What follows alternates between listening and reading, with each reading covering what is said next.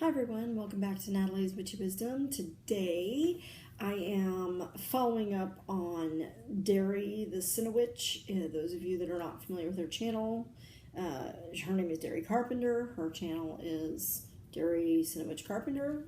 Check her out. A while back, she did a get to know you witchy tag, and it's a simple 12 question witchy tag, and I love doing these little tag videos. So now that I actually have a little bit of time to kind of catch up on some of this stuff, I wanted to go ahead and catch up. But I also wanted to give you guys an update on what's going on with me. I've been stressed, as you can see. We have opened a fourth office that's kind of in the middle of the other offices, and I now have, by the end of summer, I will have 4 assistants working for me. We had a huge contract that came through that they acquired another facility, which totally increased our business. And then the owners of that company know other company owners in the area, and they've been passing our name along.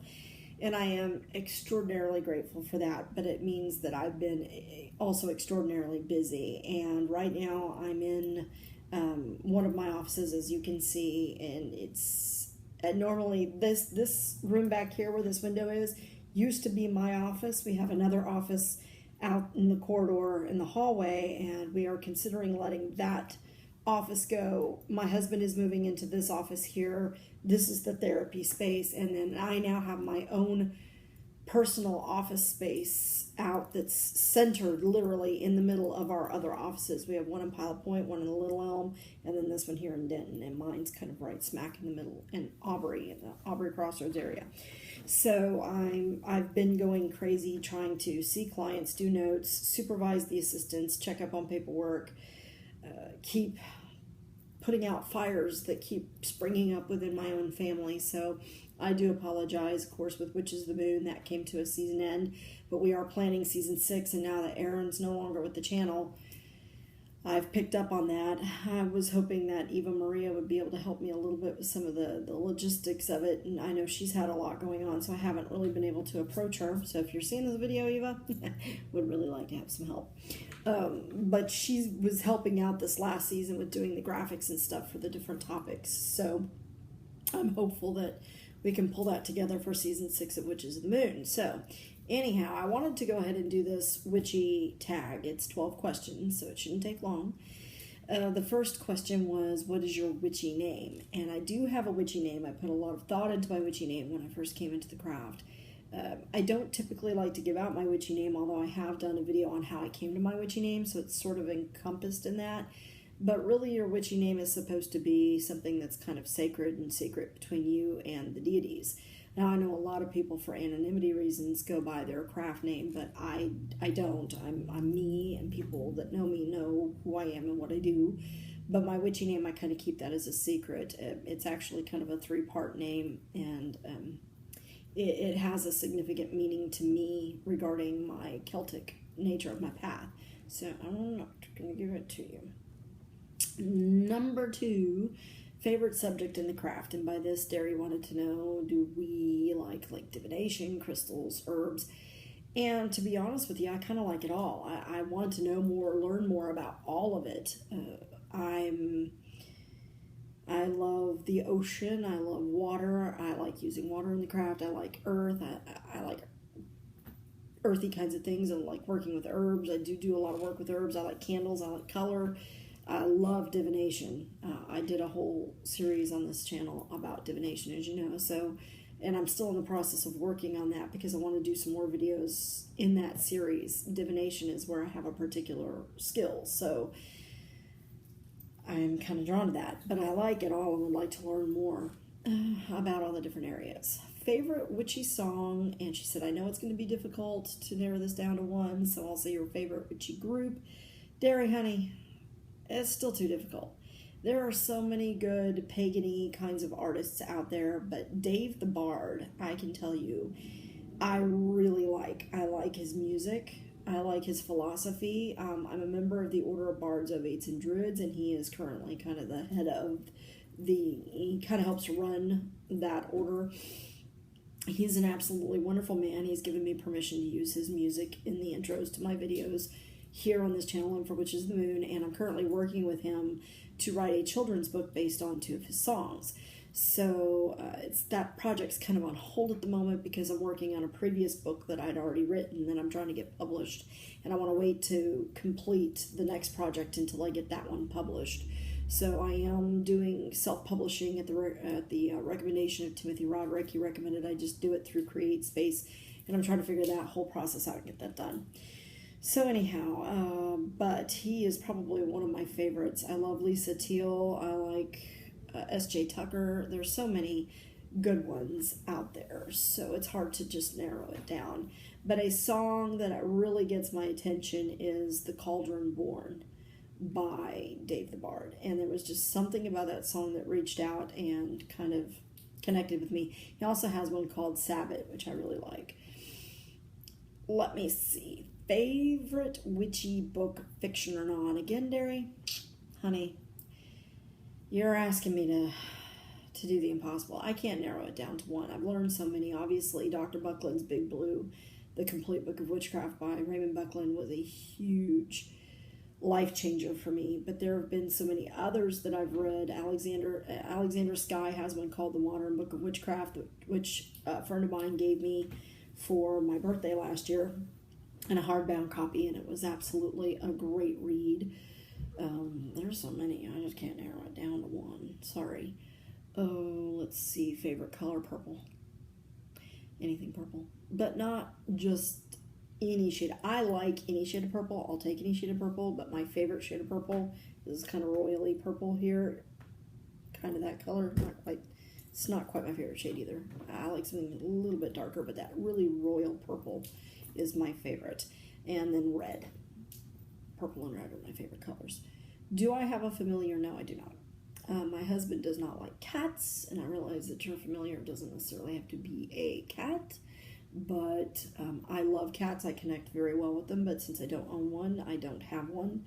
I do have dogs, and I love my dogs, and I'm very close to my dogs, and they're like little people in my mind, but they're not, I don't have one that's really kind of my familiar. My husband's dog, Chica, does like to come about and be around me when I'm doing ritual or when I'm working magic. She kind of works her way in there and lends her energy to that in her own way, and I'm appreciative of that, but she's not my dog, so I don't really consider her my familiar. Favorite smell? I like earthy smells. I love the smell of patchouli, but I think I love dragon's blood, the smell of dragon's blood. I like rosemary. I have a rosemary plant in my front yard, and I'll run my hand along it and, kind of do this. My neighbors must think I'm crazy. But I have a client who also has a very large rosemary bush outside their house, and I'll do the same thing with that. And I'll just kind of run my hand along the branch and take a whiff. But I also absolutely love the smell of sandalwood. So anything kind of earthy, flowery, not so much citrusy. Sorry, Derry. I do like citrusy smells, like lemon balm and orange and that kind of thing, but they're not my favorites. Let me see. I like flowery, earthy smells. Favorite Sabbath? I have 2. Samhain, obviously, and Yule. I've always loved Yule. There's something about the whole hopefulness of that season that has always appealed to me. The idea of the rebirth of the sun god and new hope returning, and the idea of a community coming together to make it through the long dark night, to me just seals it. It appeals to me in a way that I just can't explain.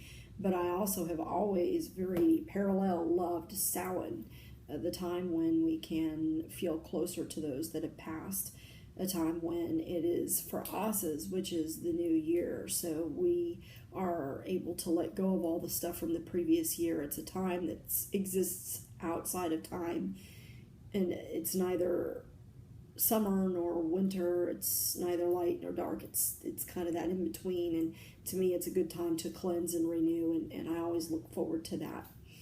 Besides, it's fun to dress up and be myself for a change without anybody thinking I've lost my mind. Am I solitary or in a coven? I am not a member of a coven. I'm not comfortable with coven work, and I know that sounds kind of odd because I love community. Many of you who know me know that I dearly love our witchy community. Sometimes it disappoints me in some of the behavior I see in the witchy community, because I always think that we're above that, but we are human beings.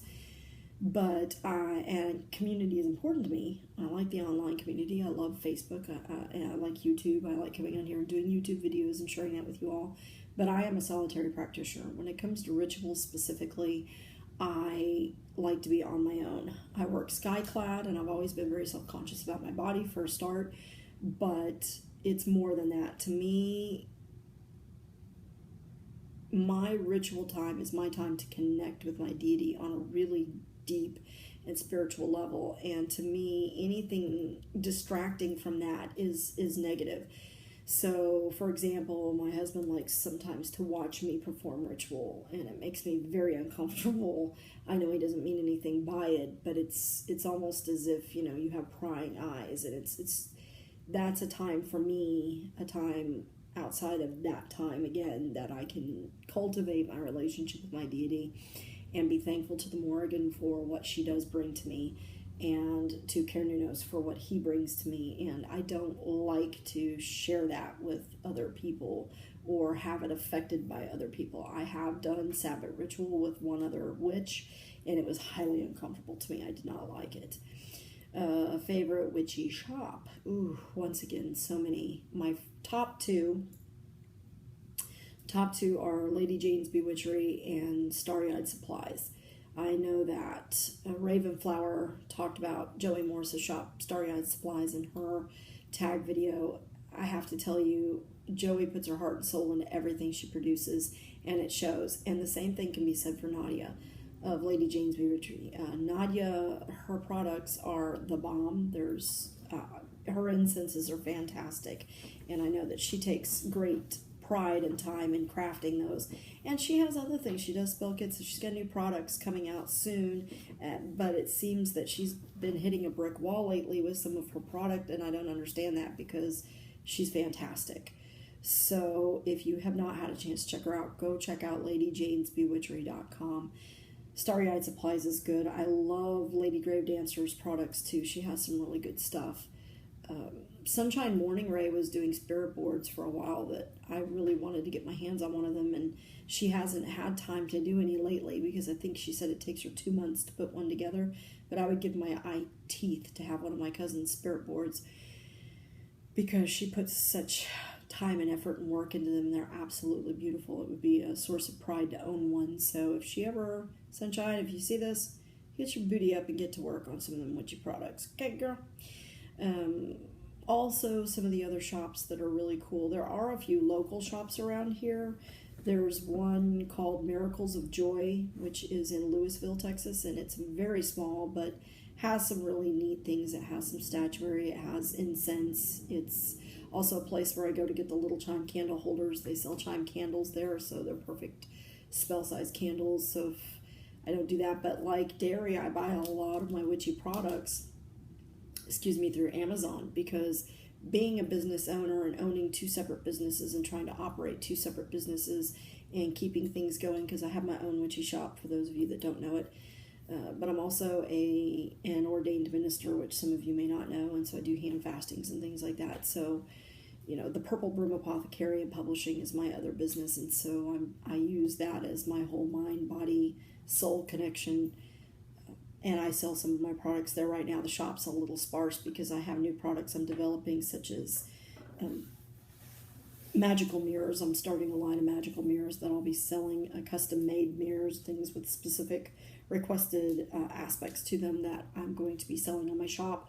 So that sort of thing. My own shop is one of my favorite shops, but I don't shop there, obviously.